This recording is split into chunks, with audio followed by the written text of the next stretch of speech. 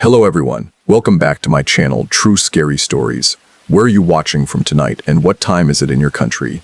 Have you shared my channel with your friends yet, or are you keeping these whispers all to yourself? I'm so glad you're here, settling in under your blankets. Tonight, we're driving far out onto a forgotten stretch of highway, the kind where the asphalt is cracked like old bone and the rain never quite washes away the dust of everything that's passed through. Imagine the drumming of a relentless storm against a lonely window pane. The kind of sound that traps you inside and convinces you the outside world has ended. You're pulling up to the Starlight Motel, a place so abandoned, it looks less like a structure and more like a decaying memory someone left out in the weather. The neon sign hangs by a single, rusty thread, sparking occasionally, a desperate, fading beacon that promises nothing good. No, they say checking into a hotel is a commitment, but checking into this one is less of a commitment and more of a last will and testament. But hey, at least the Wi-Fi is probably worse than the ghosts, right? Tonight's story is about a simple, silent object, an unopened letter found in the darkest corner of one of these forgotten rooms. So, before you get comfortable, take a moment to like the video and subscribe, but only if you genuinely enjoy what I do here. If you're up for it, go ahead and post your location and your local time in the comments. I always love seeing how far these stories travel into the night. Now, dim the lights, maybe turn on a fan for that low, unsettling hum, and let's ease into tonight's journey together. The rain outside the motel room window is a flat, monotonous sheet, distorting the feeble glow of the half-working street lamp into something liquid and malevolent. You stand in the center of room 12, the air around you thick with the scent of damp dust, old tobacco smoke, and something faintly sickly sweet like withered lilies. You are not meant to be here. This place has been closed for decades, the kind of final closing where the owners simply walked away and never looked back, leaving everything, and I mean everything, to rot in the silence. The floor is industrial, faded green carpet stained in patches that resemble Rorschach tests drawn by a very depressed artist. You can't help but notice how the shadows seem to cling to the corners, retreating only slightly when you shine your phone's flashlight. You're drawn to the nightstand, a chipped formica affair that's seen better centuries. It's empty save for a few things, a Gideon Bible with the pages fused together by humidity, a cracked plastic ice bucket, and this object you came for, the letter. It's tucked behind the base of the lamp, shielded from the worst of the dust, as if someone hid it deliberately, not just forgot it. It's a standard business envelope, maybe a pale blue or gray, but now muted to the color of old bone. The paper is thick, almost formal, but crucially the flap is still sealed. Perfectly, cleanly sealed. No postmark, no return address, just a name scrawled on the front in elegant looping script, to whom it may concern. The silence of this deserted motel is unnerving, a profound heavy quiet that presses against your eardrums. It's in places like this, where the human energy has been abruptly cut off, that the echoes of past events are said to linger most strongly.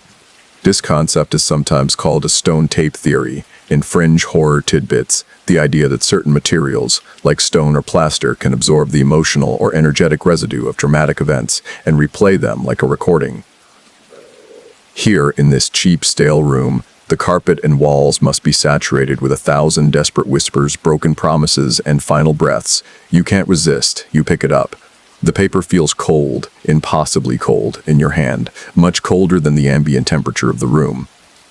It's rigid, almost brittle, and as you hold it, you remember a certain morbid curiosity that gripped the public during the early 20th century.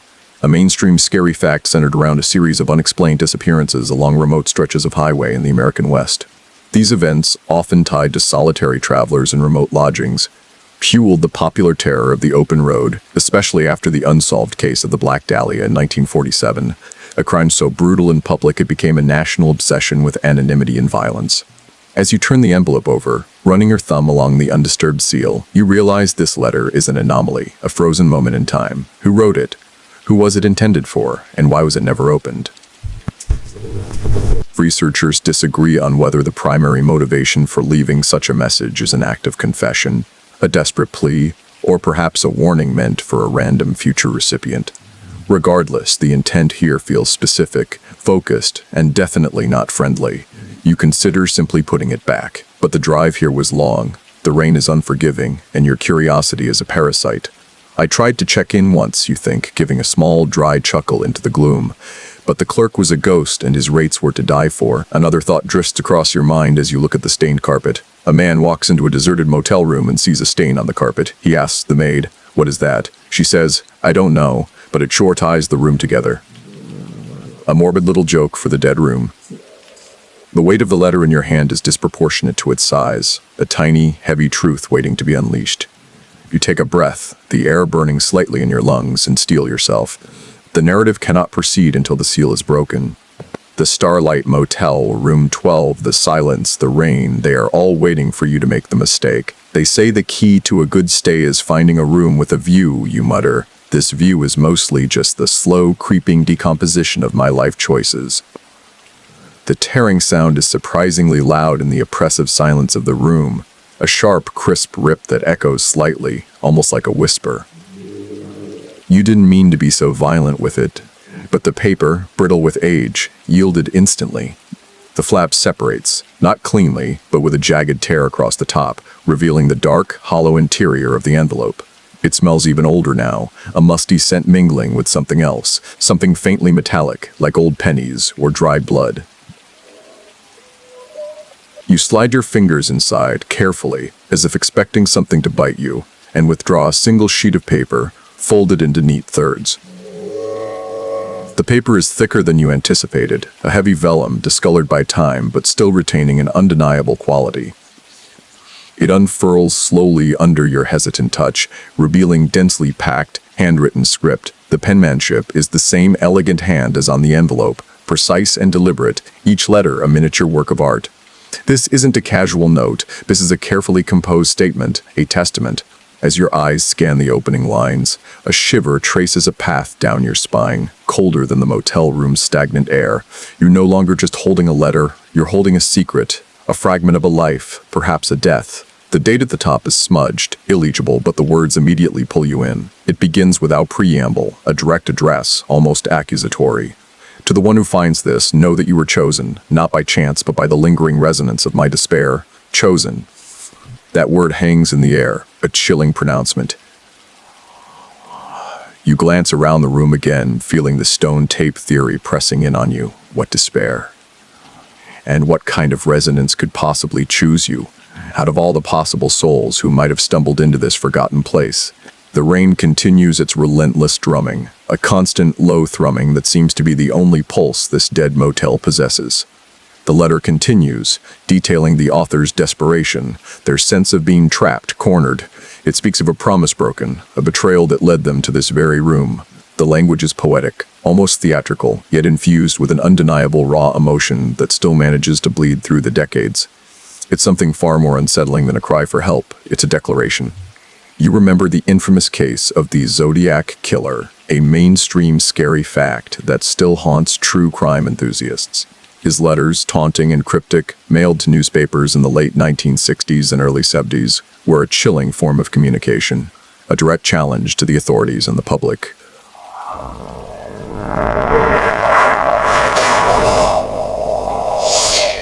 Like this letter, they spoke of a twisted personal agenda, an almost performative cruelty.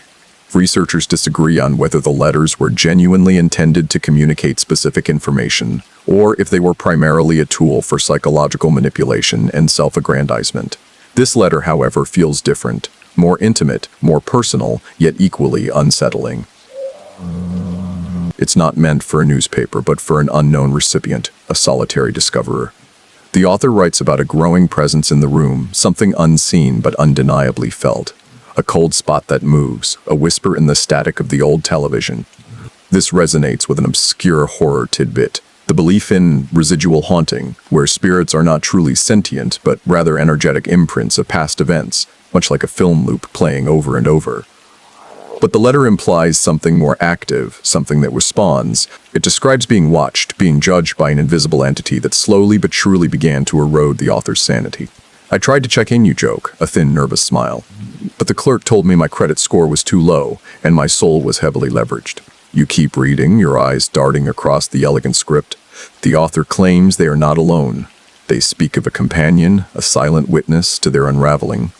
This companion, the letter implies, arrived shortly after the betrayal, and its presence grew with the author's despair. You realize the sweetness in the air, the scent of lilies, might not be a memory of the past owners, but a lingering essence, a morbid perfume. Lilies traditionally associated with funerals and death, how utterly charming.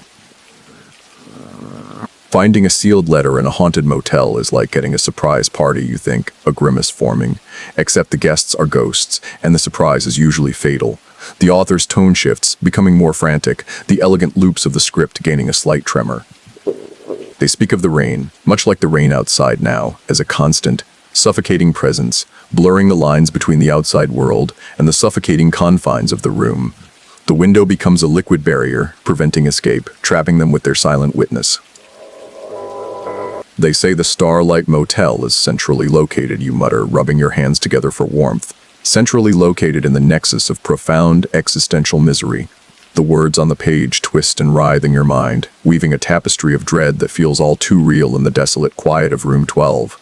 The author's descent into paranoia is palpable, their elegant script becoming a tight, almost suffocating embrace of madness.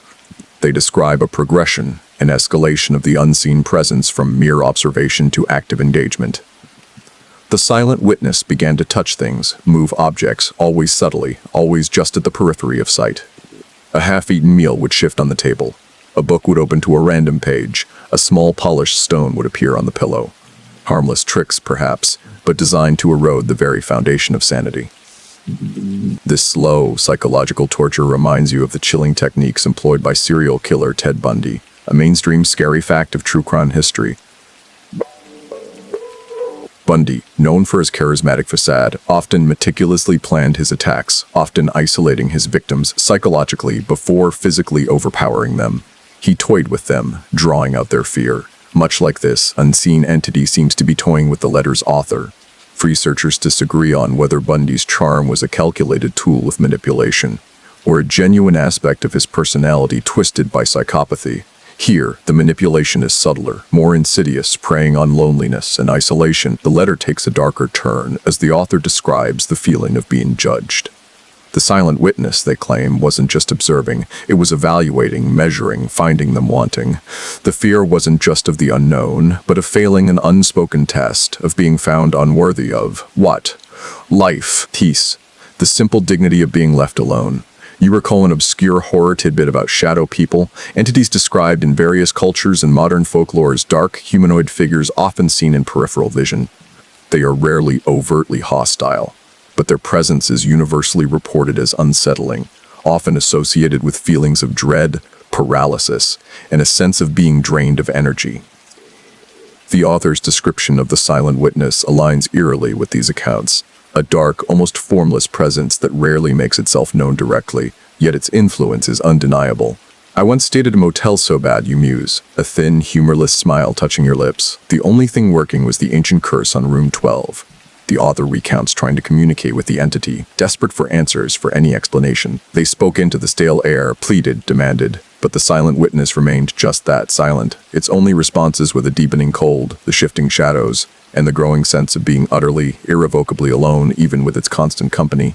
This, the letter suggests, was the cruelest torture, the refusal to acknowledge, to interact on any terms but its own. And then the dreams began. Vivid, unsettling dreams that seeped into waking hours, blurring the lines of reality. Dreams of being lost in endless, identical motel corridors, the rain drumming outside every window, every door locked. Dreams of faces pressed against the glass, distorted and pleading, always just out of focus. The author suggests these dreams were not their own, but implanted, a direct invasion of their mind by the silent witness. Why did the ghost break up with the psychic? You think, another dark joke bubbling up. He said she saw too much of their future together, and it involved a lot of screaming. The letter speaks of trying to escape, of desperate attempts to leave the room, to flee the motel entirely, but each attempt was met with an inexplicable resistance. The car wouldn't start, the phone lines were dead, the outside world seemed to actively conspire to keep them confined. The rain, always the rain, seemed to reinforce their isolation, a liquid wall around the Starlight Motel, mirroring the psychological walls being erected around their mind. You glance at the window, the ceaseless downpour outside, and a knot forms in your stomach. Is it just a storm, or is it part of a larger, more sinister design? This motel room is so depressing, you mutter to yourself, the words feeling heavy in your mouth. Even the shadows are considering checking out. The author then reveals the betrayal that led them here, a story of a loved one who left them stranded, alone, and vulnerable. They don't elaborate on the details, but the raw pain of abandonment is clear, a festering wound that the silent witness seems to have exploited. This motel room, once a temporary refuge, became a cage, and their despair, the key. The letter suggests that their emotional vulnerability was a beacon, drawing the entity to them, offering a twisted kind of companionship in their darkest hour, but the companionship was parasitic, feeding on their fear, their loneliness, their dwindling hope. You feel a growing unease, a cold awareness that you are reading not just a historical document but a living confession. The air in the room feels heavier, thicker. You're not just a passive reader, you're becoming entangled in the narrative, a thread pulled into its dark fabric. The feeling of being watched intensifies, a pressure at the back of your skull. The elegant script becomes increasingly desperate on the page, the lines sometimes veering slightly upwards, as if the author's hand trembled with the weight of their terror. Small objects didn't just move, they flew. The Gideon Bible was found flung across the room, its spine cracked, pages scattered like fallen leaves. The ice bucket, once empty, would mysteriously contain a single perfectly formed cube of ice, melting slowly, mocking the arid despair of the room. This wasn't residual haunting, this was intelligent, malevolent activity. This shift in activity reminds you of the poltergeist phenomena, a mainstream scary fact deeply ingrained in paranormal folklore. Poltergeists, German for noisy ghost, are known for causing physical disturbances, throwing objects, knocking on walls, and creating general chaos. Historically, these phenomena were often attributed to mischievous spirits, or, in more modern psychological theories, to psychokinetic energy unconsciously generated by individuals, often adolescents, experiencing severe stress. Researchers disagree on whether poltergeist activity is a genuine supernatural occurrence or a manifestation of psychological distress. The author's descriptions lean towards the former, an external malevolent force. The letter describes how the silent witness began to block the door, not physically, but through an overwhelming sense of dread that paralyzed the author whenever they tried to grasp the doorknob. It was as if an invisible wall of pure terror materialized, freezing them in place, stealing their will to escape. The window, too, became an insurmountable barrier, not by lock or bar, but by a hypnotic pull that urged them to look out into the endless rain rather than away from the room's suffocating embrace. An obscure horror tidbit comes to mind, the concept of geographic haunting, where a location itself seems to possess an inherent malevolence, drawing in and trapping vulnerable individuals. It's not necessarily about a specific ghost, but a pervasive, oppressive atmosphere that feeds on despair and amplifies negative emotions. The Starlight Motel, especially Room 12, feels like a prime candidate for such a place, a forgotten nexus of sorrow and fear. I tried to make friends with the motel ghosts, you muse, a small, weary chuckle escaping. But they only spoke in cryptic warnings and demanded I pay rent for my soul. The author mentions a growing exhaustion, a profound fatigue that no amount of sleep could alleviate. They described feeling constantly drained, their thoughts muddled, their body heavy. It's as if the silent witness was siphoning their life force, leaving them a hollowed-out shell. Their handwriting becomes weaker here, less defined, almost smudged in places. My stay at the Starlight was so bad I woke up with more bags under my eyes than a TSA agent, you quip, though the humor feels thin and brittle in the thick air. The letter laments the absence of light, both literally and figuratively. The dim, flickering bulb in the room offered little solace, casting long, distorted shadows that danced with every perceived movement. The author found themselves longing for the sun, for the simple, undeniable warmth of daylight, but the endless rain and the sealed curtains denied them even that small comfort. It was a world of perpetual twilight, mirroring the twilight of their sanity. I asked for a wake-up call at this place, you whisper, the thought a morbid amusement. They said, you won't be waking up at all, darling. They wrote of a desperate prayer, a plea for intervention, for salvation. But the prayer felt empty, echoing in the confined space, unheard, unanswered. Instead, the silent witness seemed to draw closer, its presence becoming more defined, less a shadow and more a palpable form, always just out of direct vision. The author describes glimpses, a flicker of movement at the edge of the dresser mirror, a deepening of the shadows in the closet door, a cold breath on their neck when they turned away. You notice a peculiar detail in the letter, a faint, almost imperceptible stain on the paper itself. A rust-colored smudge near the bottom, right where the author describes feeling a sudden, inexplicable pain in their chest. It's small, like a drop, and you wonder if it's merely a mark of age or something more personal, a visceral echo of their final moments. The final paragraphs of the letter are a frantic, almost illegible scrawl, the elegant hand collapsing under the weight of sheer terror. The words are compressed, overlapping. It was less a physical manifestation and more an overwhelming presence that filled the room, pressing down on them, suffocating them with its sheer malevolence. The author refers to it as the consuming shadow, a being that fed not on flesh but on despair, on the erosion of hope, on the very essence of human will. Its form was fluid, shifting like smoke or mist, but its intent was crystal clear, to absorb, to incorporate, to become the suffering it encountered. This concept resonates with an obscure horror tidbit found in ancient folklore from various cultures. Entities sometimes referred to as psychopomps or soul eaters, not in the traditional sense of guiding souls to the afterlife, but of devouring them, preventing their passage, trapping them in a state of eternal torment. These beings are often depicted as formless, feeding on emotional energy rather than physical sustenance. The letter contains a desperate warning, a final gasping plea: do not stay, do not read, do not let it see you as I was seen. This is followed by a series of repeating, nonsensical phrases punctuated by sharp, panicked lines that seem to cut across the page like frantic scratches. The last coherent sentence is chilling in its simplicity. It is here. It watches through my eyes now. You hold the letter, the paper trembling slightly in your hands, not from your own movement, but as if the very fibers of the document are vibrating with the residual terror. The realization washes over you. This letter wasn't merely a confession or a warning. It was a transfer. The author, in their final moments, sought to pass on the burden, to share the gaze of the consuming shadow with whoever might eventually break the seal. And that, of course, is you. This notion of a psychological transfer, a spiritual contagion, is a disturbing mainstream scary fact often explored in horror narratives, stemming from real-world psychological phenomena like folie à deux or shared psychosis, where delusional beliefs are transmitted from one person to another. While a clinical condition, its horror analog suggests that malevolent entities or curses can be passed on, much like a disease, by direct contact or even indirect exposure, trapping subsequent victims in a similar nightmare. Researchers disagree on whether psychic contagion is a genuine phenomenon or merely a superstitious interpretation of coincidental events and heightened suggestibility. You slowly lower the letter, your eyes scanning the room as if seeing it for the first time. The shadows in the corners seem deeper, more defined. The silence, once merely oppressive, now feels alive, expectant. The rain outside continues, a rhythmic, hypnotic sound that seems to press in on the windows, urging you to look closer, to see what the author saw. I guess the previous guest left me a 5-star review, you quip, your voice a shaky whisper, but it seems they forgot to mention the complimentary existential dread.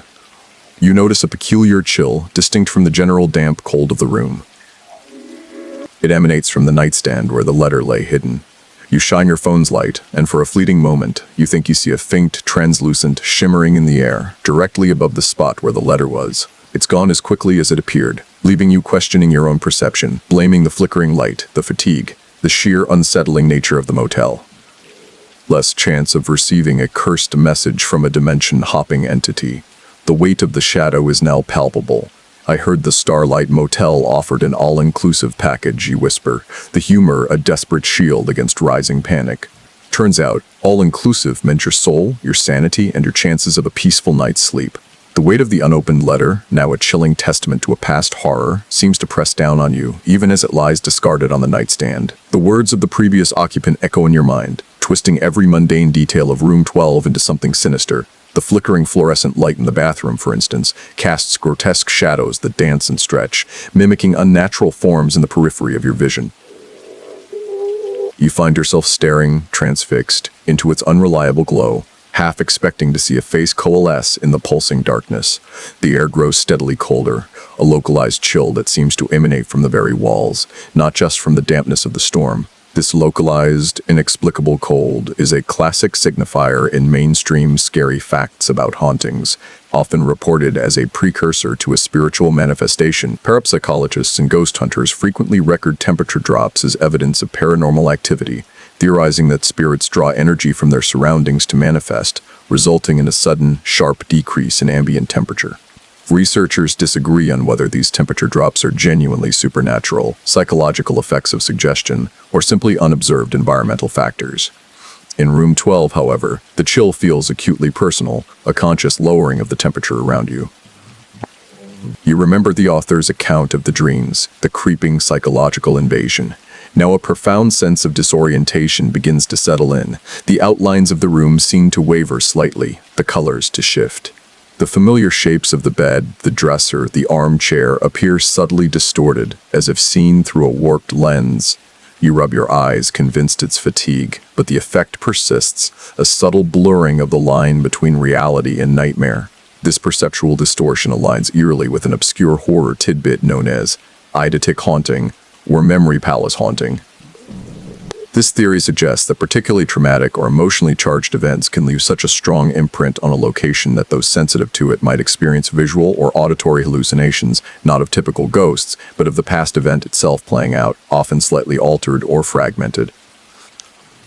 It's as if the stone tape is not just playing a sound, but projecting a ghostly, distorted image directly into your mind. I tried to order room service, you whisper into the cold, still air, a desperate attempt at humor.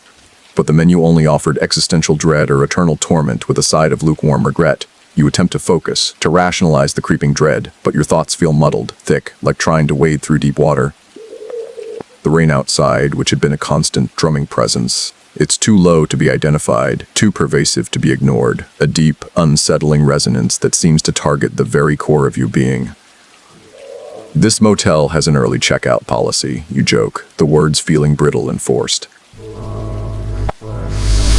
It's usually enforced by a shadowy entity with a penchant for psychological torture.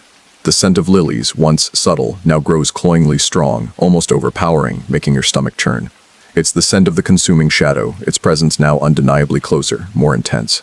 You feel a pressure in your chest, a tightening that makes it difficult to draw a full breath, as if an invisible weight has settled upon you. It's the slow drain the author warned about, the gradual siphoning of your vitality.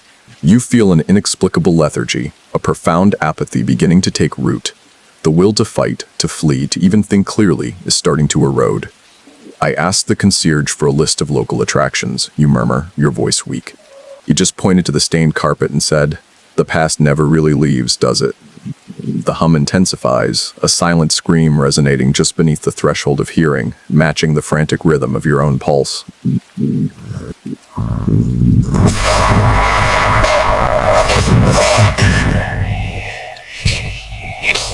You realize the distortion is worsening, the wallpaper pattern beginning to swim, forming shapes that aren't there, faces perhaps, or skeletal hands reaching out from the decaying plaster.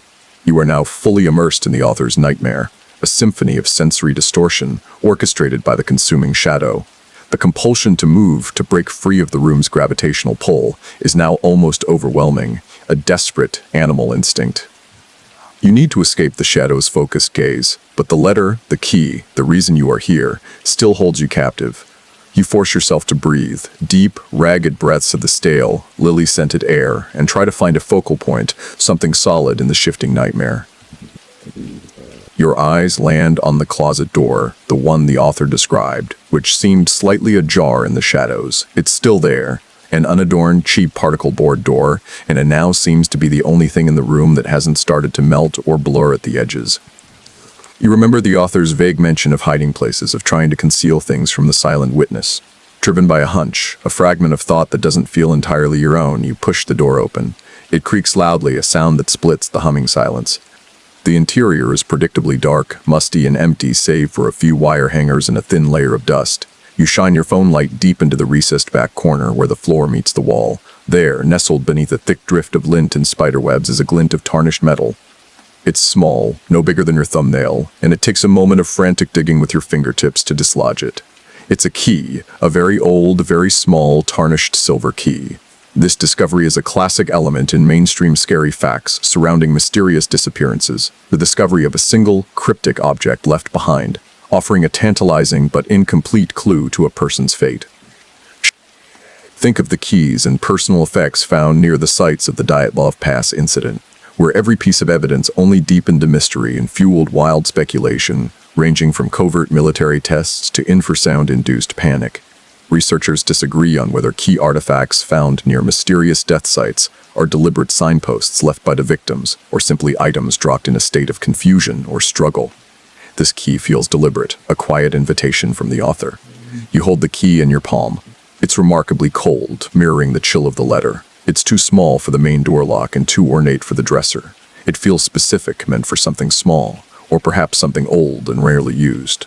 You try to remember if the author mentioned a key, but the end of the letter was a blur of terror and nonsense.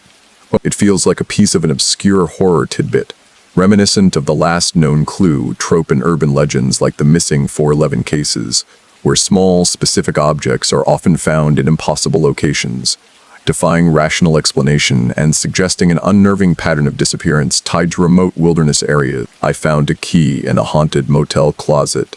You joke to the empty room. But when I tried to use it on the vending machine, it just dispensed tiny antique coffins. The scent of lilies spikes again, a sudden, almost painful sweetness.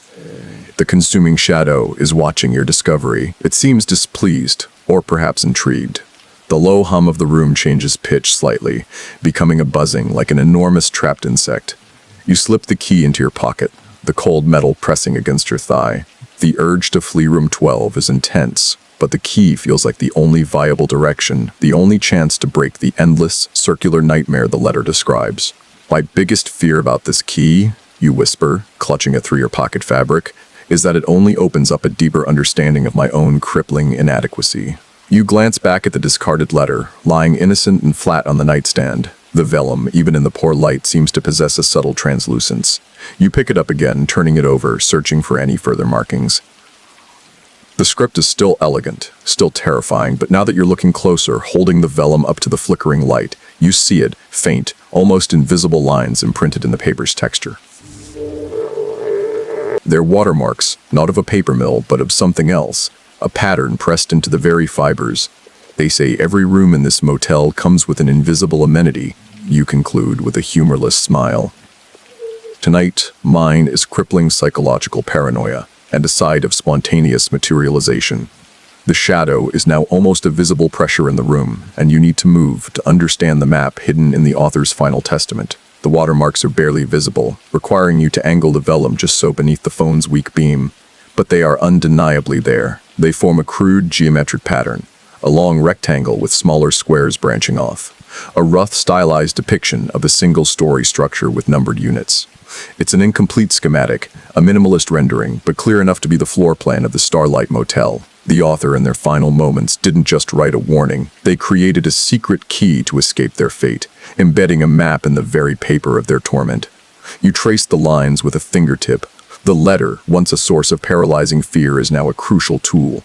The vellum map shows room 12 clearly marked with a cross, a final resting place. But the pattern doesn't stop there. A faint line, almost a scratch, travels down the corridor, past several darkened rectangles, and terminates at a single prominent square marked with a heavy, deliberate circle. The number inside the circle is 1, room 1. The key in your pocket, the cold silver anomaly, is almost certainly for that door. This act of creating a hidden map within a document is reminiscent of the mainstream scary fact of cryptic messages left by prisoners or victims, such as the famous Beale ciphers, a series of supposedly encrypted texts that claim to lead to buried treasure, but which many historians suspect were elaborate hoaxes or confessions. The fear here is not the treasure, but the knowledge it unlocks, a trap. Researchers disagree on whether the Beale ciphers represent a genuine, undeciphered historical record or a piece of American folklore born of a desire for hidden truths. In your case, the truth is certainly hidden and deadly. The consuming shadow, aware of your focus on the map, intensifies its pressure. The low hum becomes a grinding sound, and the scent of lilies is now so thick, it almost chokes you. The temperature drops further, hitting you like a physical wave of Arctic air. The shadow doesn't want you to leave. It wants you to stay, to surrender to the apathy and the exhaustion, to become the next stationary sacrifice. You recall an obscure horror tidbit about liminal spaces in folklore, locations that act as thresholds between worlds, often described as possessing disorienting properties, like non-Euclidean geometry, or, in the case of this map, a hidden layout. The Starlight Motel, caught between the highway and the storm, is clearly a liminal space, and the map is the only guide to its interior logic. I tried to use the motel's GPS to find the exit, you mutter, quickly committing the map to memory. But it just kept recalculating the route to eternal torment, estimated time of arrival soon. You fold the letter back up, placing it not on the nightstand but deep in your pocket alongside the silver key. You can feel the letter's coldness radiating through the fabric. It is a part of you now, a physical bond to the author's despair in the shadow's gaze. The door to room 12 feels miles away, a final monumental barrier. This is the worst escape room ever, you think, forcing a dry laugh. The puzzle pieces are cryptic suicide notes, and the time limit is my rapidly diminishing will to live.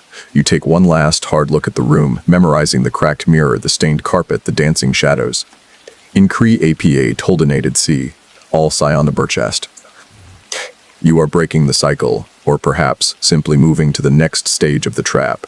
The rain outside seems to pause for a brief, terrifying moment of silence, and in that vacuum, you hear a faint, scraping sound coming from the corridor. The shadow is waiting, but you have your guide. The only amenity this motel lacks, you whisper, turning toward the door, is the fire escape from the nightmare dimension. The door opens with a groan of dry hinges, a sound that seems to peel back the silence of the motel corridor like a sheet of brittle paper. The air outside room 12 is even colder than the room you just left, possessing a stagnant, icy quality that tastes of concrete and rust. The corridor is a long, dimly lit canyon, its walls the same faded green as the carpet in room 12, stretching away into absolute darkness at both ends. The faint, buzzing hum you heard inside now seems to resonate from the entire structure, a low, subsonic moan that vibrates in your teeth. You consult the mental map imprinted from the vellum. Room 1 is at the far end of the hall, the opposite direction from where you entered. You start to walk, your footsteps muted by the damp industrial carpet, but every sound you make feels amplified in the oppressive quiet. It's like walking on velvet in a cathedral of the dead. As you move, you become aware of distant, unnatural whispers. They are too faint to form words, too pervasive to ignore, seeming to issue from the cracks in the ceiling, the gaps beneath the doors, the dust motes dancing in the single, flickering ceiling light. This auditory hallucination is a common factor in mainstream scary facts concerning abandoned or cursed locations. J.N. Stories of spectral voices, disembodied screams, or unintelligible mutterings plague accounts of places like the Winchester Mystery House or various haunted asylums, preying on the inherent human fear of the unseen speaker.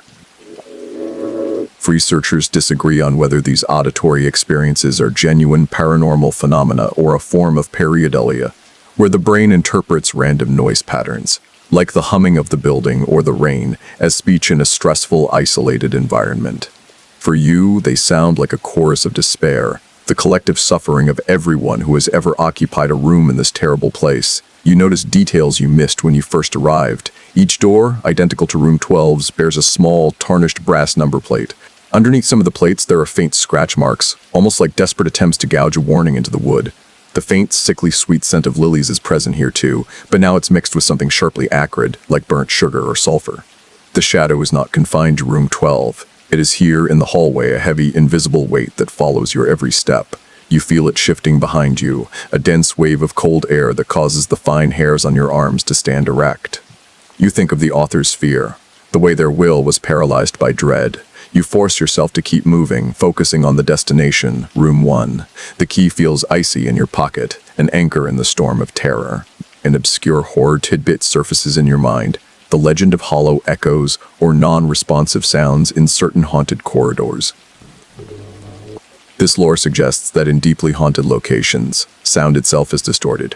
Footsteps never echo back, or, as you are experiencing, the sounds of the environment, like the humming and whispers, feel manufactured, existing only for the benefit of the observer. Your own voice feels dead when you speak, absorbed instantly by the oppressive air. I tried to ask one of the whispers for directions. You chuckle weakly, passing a darkened door. But it just responded with a low, mournful sigh and a detailed account of its eternal regrets. You realize the whispers are occasionally punctuated by a single, desperate, recognizable sound, the low, desperate sobbing of a woman, which cuts through the static of the hum and the chorus of murmurs. It lasts only a second, then fades, replaced by the persistent, unintelligible static. It sounds close, maybe in the room you just passed or the one you are approaching. I'm starting to think the Starlight Motel's complimentary continental breakfast is just a bowl of dried-up tears, you muse, picking up your pace. The hallway seems impossibly long, the darkness ahead receding as you approach, always maintaining a terrifying distance. You focus on the numbers 11, 10, 9. Each door is a brief, cold passage into another cell of despair. You reach the final stretch, the cold intensifying until it feels like tiny needles pricking your exposed skin. What do you call a hallway that never ends?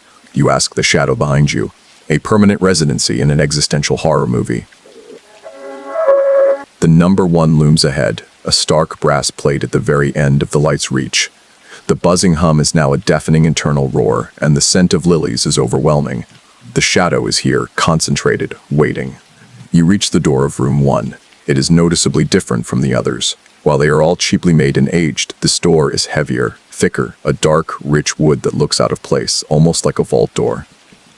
It has 2 separate locks, a standard knob lock and, above it, a heavy, old-fashioned deadbolt with an intricate silver keyhole, the exact match for the key burning a hole in your pocket. The map was correct, and the author's final act was to provide the means for you to reach this central nexus of the motel's horror.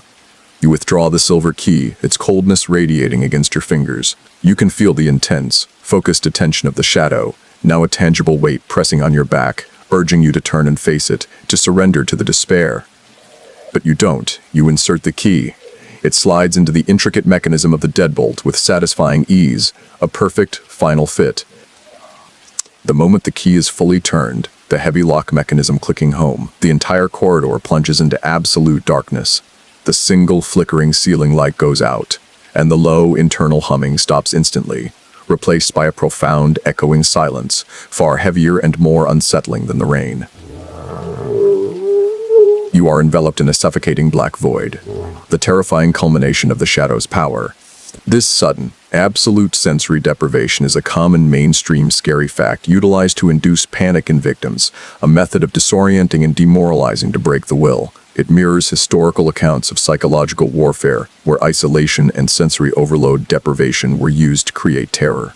Researchers disagree on whether complete darkness genuinely heightens auditory perception or simply removes the visual anchor, allowing the mind to project its own fears onto the oral landscape. In the sudden darkness, the scent of lilies vanishes, replaced by a momentary, searing blast of fresh air, cold and clean, only to be instantly consumed by the damp, musty air of the corridor again. You fumble for the door handle, the knob lock turning with a sharp, metallic clack. The silver key is still in the deadbolt, a silent commitment to the journey. An obscure horror tidbit about apophenia in the dark comes to mind, the psychological phenomenon, exacerbated by intense fear, where patterns are perceived in random, non-existent stimuli. In this blackness, your mind immediately starts drawing shapes in the void, seeing the outline of the shadow, hearing the whispers right next to your ear, even though the humming has stopped. Well, this is an excellent energy-saving measure. You joke into the darkness, your voice sounding small and choked. Or maybe the shadow just ran out of quarters for the electric meter. You push the heavy wooden door open, stepping across the threshold into room 1, the new space immediately swallowing the blackness of the corridor. Room 1 is illuminated, but only by the strange, unnatural light filtering in from outside, a murky, pale blue glow that seems to struggle to exist. You pull the key out of the deadbolt, the silver metal now feeling warm, almost hot in your hand. I appreciate that this motel finally gave me a room with actual lighting, you mutter, pushing the door shut behind you. Even if the color palette is pre-dawn misery. Inside room 1, the tableau is bizarre, utterly different from the stale decay of room 12. This room is not abandoned, it is staged. It is a chamber of observation. A small wooden desk sits in the center, and against the far wall stands a huge antique dresser topped by an enormous vertical mirror. The glass is not fractured like room 12's, but perfectly intact, reflecting the pale, unsettling blue light. On the desk, neatly stacked, are dozens of identical, pristine, pale blue envelopes. Each one is sealed and each one bears the same elegant looping script to whom it may concern. They are the same as the letter in your pocket. The scent of lilies here is overwhelming, powerful enough to sting your nostrils, mixed with the acrid burnt sugar smell. I thought room 12 was a sign of bad luck, you sigh, taking in the scene. But room 1 is clearly the office for the entire existential crisis department. The shadow is powerfully present here, a dense, palpable silence that fills the space. You realize this is the source, the core of the geographic haunting. The whispers of the corridor are absent, replaced by a total, chilling stillness. You are alone with the evidence of the trap, surrounded by the letters of the unfortunates who came before you. The sheer quantity is terrifying, suggesting a cycle of despair that has been operating for a very long time. You approach the desk, drawn by the stack of sealed letters. They are pristine, mocking the aged, brittle vellum you carry. Your eyes are then pulled to the mirror. The glass itself is immaculate, but it is covered in writing, not reflection, but dried, faded script written directly on the glass, smeared and cracking, but legible in the pale light. The author of your letter, the elegant hand you recognize, wrote these words, a final, desperate act before they sealed their own testament. The mirror is covered in the chilling, dried writing, but the shadow's presence makes the air around it shimmer, distorting the words as if viewed through heat haze.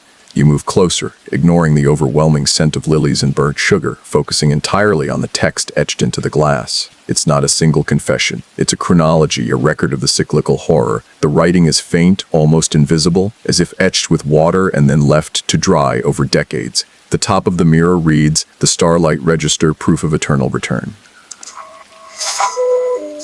Below this header, the chronological entries begin, each one an acknowledgement of a soul that passed through room 12. She drove the blue sedan, heartbroken, found the key, wrote the vellum, room 12, the shadow, 1974. The salesman, lost and weary, left the confession, wrote the vellum, room 12, the shadow, 1988. The young rune away, seeking silence, found the letter, wrote the vellum, room 12, the shadow, 2001. The author, abandoned and frail, found the key, wrote the vellum, room 12, the shadow, 2018. And then a new entry, unfinished, scrawled with a raw, agonizing haste in a different handwriting, a handwriting that is disturbingly familiar, the desperate final script of the letter you hold in your pocket. I am the last to see, the first to know the truth. The letter is the transfer. The shadow consumes the hope, then forces the soul to write its own epitaph, a warning that will trap the next. The cycle is sealed by despair. It chose me, now it sees through my eyes. I sealed my fate in my letter. The next to read is, the writing breaks off there, dissolving into frantic, dried-up lines of panic, ending just inches before the mirror's lower edge. The gap is small, terrifyingly specific. It is here, staring at the shadow's chilling register, that the true nature of the Starlight Motel's horror is revealed. This isn't just a haunting, it's a factory of despair, a continuous loop.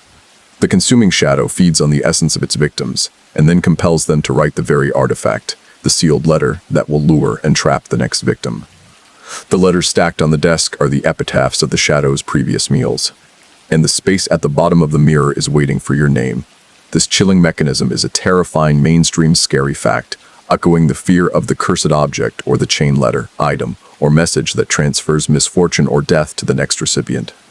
This concept often centers on a specific, non-supernatural object, like a ring, a tape, or a letter, that operates via an inescapable logic, ensuring the cycle continues until the final predetermined condition is met. Researchers disagree on whether the enduring popularity of cursed object narratives stems from a need to externalize personal misfortune or a psychological comfort derived from a fixed, knowable cause of death. Here, the cause is very knowable, and it's looking at you. An obscure horror tidbit comes to mind, the concept of eternal recurrence in certain occult texts, where the universe is destined to repeat a specific, terrible sequence of events endlessly without deviation. Room 1 is the stage for this eternal recurrence, and the mirror is the logbook. The low hum starts again, rising from the floor of room 1, but this time it is not random static. It's pitched, almost a low, resonant note, the sound of the consuming shadow preparing to engage. The scent of lilies is now so intense it's almost hallucinatory, filling your vision with a pale, white haze. I should have known this motel had a loyalty program. You cough, trying to keep the terror at bay with dark wit. Stay long enough, and you get to join the ranks of the eternally tormented. You look at the neat stack of sealed letters, each one a compressed tombstone, a silent promise of the despair that birthed it. You realize the previous author tried to warn you in their final moments. The scrawled message on the mirror, the true unsealed warning, hidden by the very entity that drove them to write the fake one. This must be what they mean by leaving a paper trail. You observe, a trembling finger pointing at the mirror. Except this trail leads directly to the permanent cessation of my existential freedom. The shadow is now fully manifested, a growing, undulating darkness in the corner of the room. It's not a shadow in the absence of light, but a presence of darkness, absorbing the feeble blue glow. It is fluid, shifting, conforming to the shape of the room, yet remaining utterly alien. It is the consuming shadow, and it has waited patiently for you to finish reading its register. The shadow moves, its form shifting from a pooling darkness to something tall, vaguely humanoid, but only in outline. It has no discernible features, just an absence of light that seems to pull the air towards it. The hum is now deafening, vibrating deep within your bone marrow.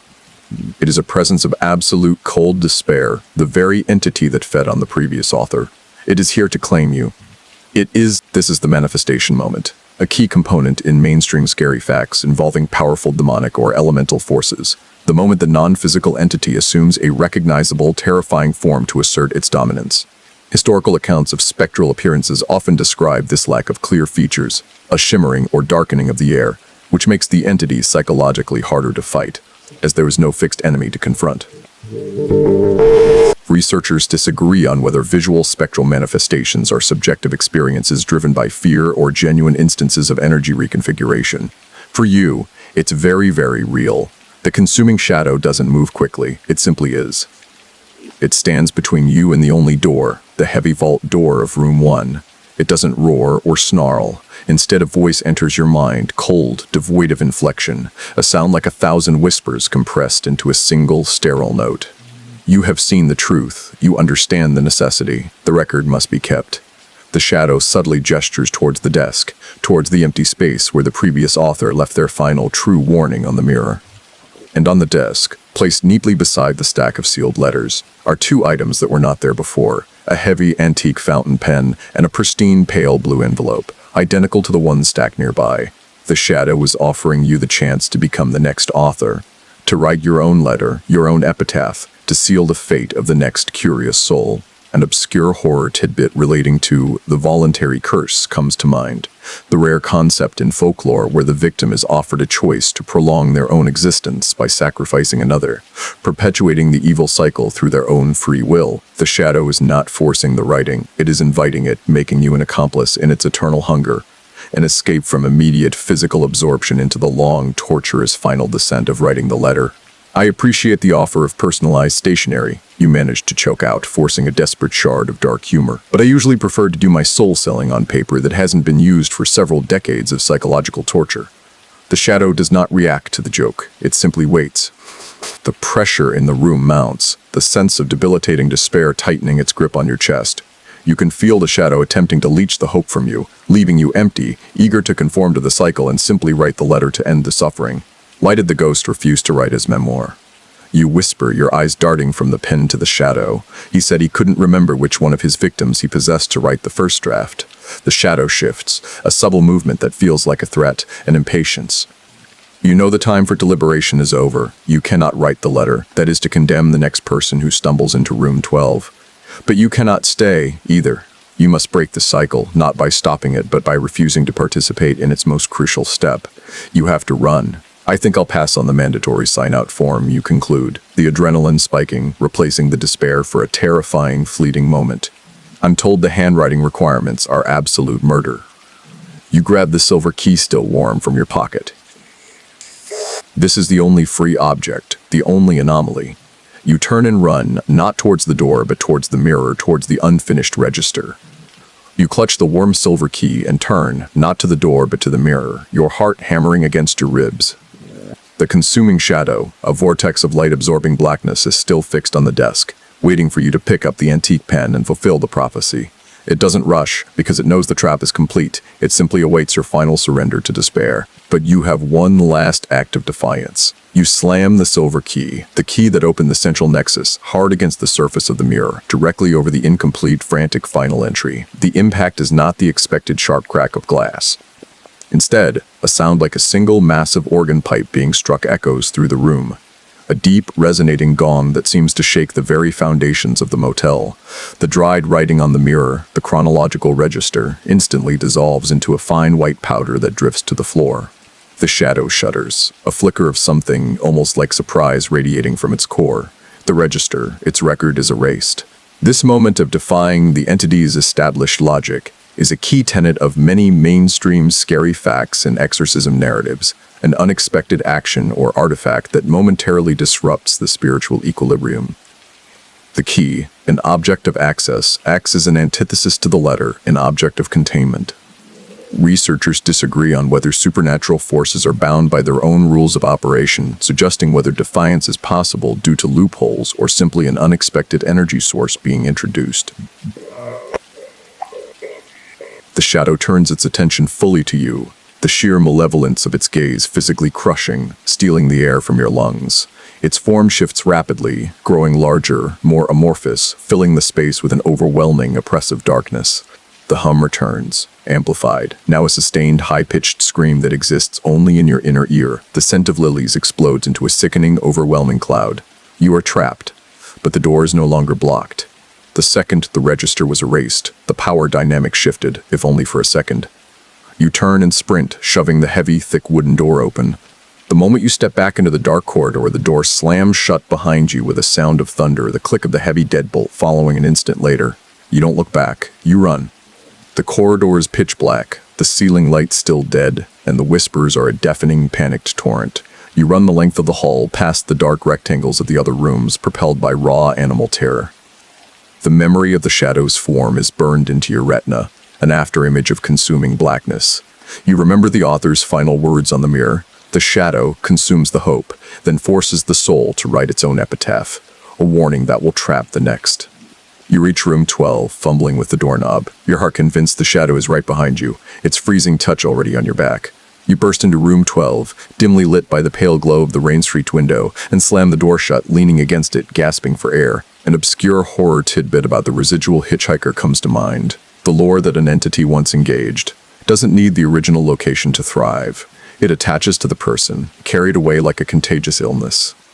You feel the crushing despair, the consuming cold, the sickening sweet scent of lilies. They didn't stay in room 1. They are with you. I know what I'll write in the guest book, you pant, struggling to regain control of your breathing. Under comments, I'll put, the service was chilling, the management was predatory, and the checkout process was an absolute nightmare for my immortal soul. You look at the nightstand. The vellum letter, the one you broke the seal on, is gone, vanished. Only a faint, rust-colored smudge remains on the wood. The circle is complete, the physical evidence of the previous victim erased from room 12, but the knowledge is not. You have the memory, the dread, and the ever-present cold that now clings to your skin. Why do ghosts prefer to haunt deserted motels? You gasp, pushing off the door. They're tired of hearing humans complain about the price of Wi-Fi. You run to the window, throwing back the heavy, damp curtains. The rain is still falling, but outside, the street lamp flickers once, twice, and then goes out entirely. The entire exterior of the Starlight Motel is now shrouded in complete, terrifying darkness. You have to leave. Now, your car, parked just outside, seems like a beacon of distant safety. The shadow failed to make you write the letter, but it didn't fail to consume. It simply hitchhiked. The drive away from the Starlight Motel is a blur of flashing rain and utter panic. Austin, you look repeatedly in the rearview mirror, half expecting to see a colossal shifting blackness in the back seat, or the Starlight sign glowing malevolently. But there is only the wet, dark highway, the relentless pounding of the rain, and the icy cold that seems to be emanating from the very core of your body. The consuming shadow is no longer an entity in the motel. It is a passenger in your despair, a resident in your consciousness. You realize the true depth of the horror. The author of the letter didn't fail to escape physically. They failed to escape psychologically. By reading the letter, by knowing the cycle, you invited the shadow to follow the thread of your curiosity and your fear. You have become the new nexus of the geographic haunting, the carrier of the curse, destined to carry the despair until you too are broken enough to find a remote, empty place and write your own sealed warning. The shadow is now less of a physical manifestation and more a state of being. You feel the slow drain, the deep, profound weariness that the first author described. The cold is a constant companion, a chill that no blanket, no heater, no amount of daylight will ever fully dissipate. You are haunted not by a ghost, but by the relentless knowledge of your own impending, inevitable fate. This is the ultimate, terrifying, mainstream, scary fact, the inescapable fate. Narratives from ancient Greek tragedies to modern existential horror all tap into the fear that despite our efforts, some destinies are simply unavoidable, and resistance only postpones the inevitable conclusion. Researchers disagree on whether the human fascination with inevitable doom is rooted in a desire for narrative structure or a subconscious acceptance of mortality. You pull over, finally stopping the car on a quiet, fog-drenched side road miles away. The rain has lessened to a soft, persistent drizzle. You look down at your hands, still slightly shaking. You reach into your pocket and withdraw the vellum from the first author, the piece of paper that was supposed to be gone. It's still there, cool and heavy, but the script is now totally blank. The words have faded, leaving only the watermarks, the faint, hidden map of the Starlight Motel. The key, too, is gone. You threw it at the mirror, and it stayed behind, sealing room 1 and erasing the record, but leaving the curse intact. An obscure horror tidbit about the traveler's burden comes to mind. The lore that some dark experiences are meant to be carried, not resolved. The burden attaches to the traveler, and the traveler must carry the story, the pain, the curse, wherever they go. The motel was just the birthplace. You are the new vessel. You look out the window at the heavy fog surrounding the car, blurring the world into soft, indistinct shapes. The shadow is silent now, having achieved its goal. It doesn't need to whisper or hum. It just needs to exist within you. I'm definitely going to leave a bad Yelp review for that motel, you whisper to the invisible presence next to you. 1 star. Would not recommend. The complimentary haunting was far too aggressive. The silence in the car is immense, heavier than the rain. You feel the urge to close your eyes, to give in to the profound, overwhelming fatigue. But you remember the dreams the author described, the implanted nightmares. You cannot sleep, not yet, not for a long, long time. The journey ends, but the horror has only just begun. The shadow is here, settled in, waiting for you to grow weary enough to pick up a pen and write your own epitaph. You know, the worst thing about being haunted by an intangible shadow entity, you conclude, a tired, broken smile forming, is that it insists on watching me sleep, but it never helps me fold the laundry. The soft gray light of the pre-dawn struggles to penetrate the fog outside your windows, casting the interior of your car in a muted, comforting gloom. You are parked far, far away now, the Starlight Motel, an impossible memory swallowed by the churning landscape of your fear. The adrenaline that propelled you away has faded, leaving behind an ocean of profound, crushing fatigue. Your head rests against the cool glass of the window, and you feel the rhythmic tick-tick-tick of the cooling engine, a reassuringly mundane sound, a simple mechanical pulse in the face of the vast, consuming nothingness you just encountered. The shadow is silent. It doesn't need the dramatic flourishes of cold spots or shattering mirrors anymore. It has settled into the quiet places of your mind, a deep, pervasive weariness that feels less like a presence and more like the absence of all things good. It is the steady, slow drain the author described, a constant, gentle siphoning of your vitality. You lift your hand, turning it slowly in the pale, diffused light. It looks normal, healthy, but beneath the skin you feel the chill, the eternal cold that now emanates from within. The scent of lilies has softened too, becoming less a choking perfume and more a subtle, almost melancholy sweetness that reminds you of funerals and endings. It's a constant, personal reminder that the journey is over, but the consequence remains. You realize that the greatest horror of the consuming shadow wasn't its terrifying form, but its mastery of the quiet, the insidious erosion of the soul. You close your eyes just for a moment, letting the darkness behind your lids settle. No dreams come, no implanted nightmares, only a vast, empty expanse of gray and a deep, overwhelming longing for rest. You fight the pull, knowing that true sleep, true rest, may now be the final surrender the shadow requires. But the fighting is so exhausting. The temptation to simply let go, to close your eyes, and let the shadow feed until nothing is left but the impulse to write that final, sealed letter is almost irresistible. You open your eyes again, the fog is thinning slightly, and the gray light is becoming a weak, pale gold. Sunrise. The promise of the sun, something the motel room denied its author. You survived the night, the lock, the mirror, and the manifestation. But the true test is not in escaping the building, but in surviving the burden you carry. The world outside the glass is waking up, moving on, unaware of the profound, silent horror that is now your constant companion. Breathe slowly, deeply.